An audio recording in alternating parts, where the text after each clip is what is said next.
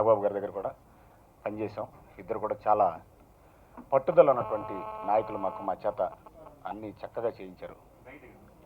అదేవిధంగా రాజేంద్ర ప్రసాద్ గారు కూడా అదే పట్టుదలతోటి మమ్మల్ని ముందుకు నడిపిస్తారని ప్రగాఢమైన నమ్మకం మాది. నిజానికి ఈ టీం చాలా పవర్ఫుల్ టీం ఇప్పుడు వచ్చింది. ఏదైనా సరే వెళ్ళి పెద్దల దగ్గరికైనా సరే చిన్నవాళ్ళ దగ్గరికైనా సరే వెళ్ళి సాధించుకోవడానికి చక్కని అద్భుతమైన టీం ఈ రోజున మీ ముందున్న మేమంతా.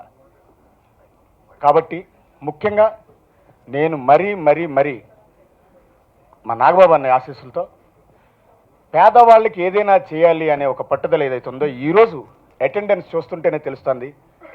చిన్నవాళ్ళు, మొహమాటస్తులు, పేదవాళ్ళు ఈరోజు ఇంత పెద్ద ఎత్తున మనకి ఇక్కడికి రావటం అనేది ఈ టైంలో కూడా రాత్రి 7 గంటలకి ఈ కార్యక్రమం పెట్టినా వచ్చినందుకు పేరున మమ్మల్ని అభినందించడానికి వచ్చిన మీ అందరికీ పాదాభివందనాలు చేస్తున్నాను పేరున. ముఖ్యంగా పొట్టి వీరయ్య గారి దగ్గర నుంచి ప్రతి ఒక్కరు, గంగాధర్ గారు కానీ చక్రధర్ గారు కానీ మొత్తం పేరున.